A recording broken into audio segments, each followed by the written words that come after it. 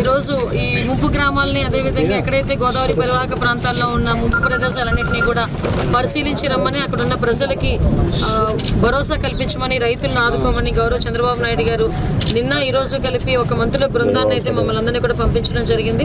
అందులో భాగంగానే గౌరవ అచ్చెన్నాయుడు గారు అగ్రికల్చర్ మినిస్టర్ గారు, నేను, అదేవిధంగా మన ఇక్కడ లోకల్ మినిస్టర్స్ అయిన ఇరిగేషన్ మినిస్టర్ గారు మన నిమ్మల రామానాయుడు గారు, అదేవిధంగా లోకల్ మినిస్టర్స్ దుర్గేష్ గారు, ఇక్కడ సుభాష్ గారు అందరం కలిపి ఇంచుమించుగా నిన్న మార్నింగ్ నుంచి ముంపు ప్రాంతాలని రీహాబిలిటేషన్ సెంటర్స్ అన్నింటినీ కూడా పరిశీలించడం జరిగింది.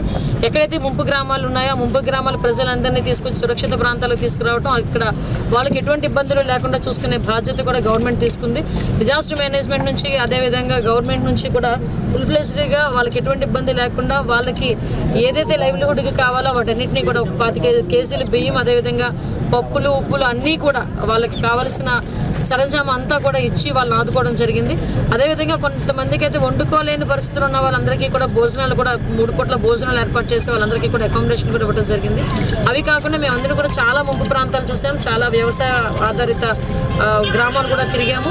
అక్కడ మనం చూస్తే అన్ని పంట పొలాలు కూడా ఇంచుమించుగా చెప్పాలంటే పూర్తిగా నేలమట్టం అయిపోయి మునిగిపోయి ఈ టైంలో అంటే ఉడిచిన తర్వాత వితిన్ 45 డేస్కి పంటలు కూడా చాలా ప్రాబ్లంగా ఉన్నాయి.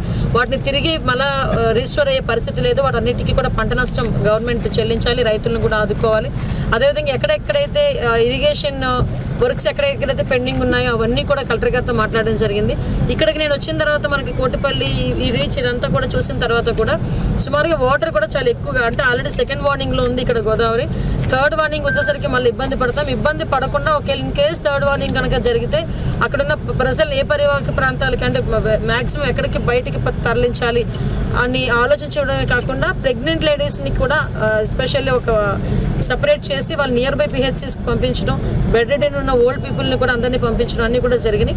ఇవన్నీ మనకి ఏఎస్ఆర్ జిల్లాలో కూడా ఎక్కువగా మనకి వరద ప్రభావిత ప్రాంతాలు ఎక్కువ కనిపిస్తున్నాయి కాబట్టి అక్కడున్న కలెక్టర్ గారు కూడా వెంటనే అన్ని కార్యక్రమాలు పూర్తి చేసుకుని ఎక్కడ కూడా ఎవరికి ఇబ్బంది లేకుండా ప్రాణ నష్టం జరగకుండా ఉండే పరిస్థితి కూడా కనిపిస్తుంది. ఇందాకే దురదృష్టకర సంఘటన మనకి గన్నవరంలో విజయ్ అనే ఒక 26 సంవత్సరాల యువకుడు గల్లంతా ఇవ్వడం జరిగింది. ఆ అబ్బాయికి ప్రభుత్వం తరపు నుంచి ఆ కుటుంబానికి సహాయ సహకారాలు అందించడం జరుగుతుందండి. ముఖ్యంగా ఇక్కడ చూసాము, ఇక్కడికి వచ్చేసరికి మొత్తం ఆ గట్టు కూడా చాలా ఇబ్బంది పడే పరిస్థితి. ఇక్కడ ఉన్న ప్రజలు కూడా చెప్పడం ఏంటంటే అది కనుక ఏదైనా ప్రాబ్లం జరిగితే మేము అందరూ మునిగిపోతాము అని చెప్పి వాళ్ళందరూ కూడా భయపడుతున్నారు. అయితే 20 సంవత్సరాల నుంచి అది అక్కడ అలానే ఉంది. విషయం ఏంటంటే ఇక్కడికి వచ్చిన తర్వాత నేను ఒకటైతే అబ్జర్వ్ చేశాను, లాస్ట్ 5 సంవత్సరాలు కూడా ఇలాగే వరదలు వచ్చినాయి.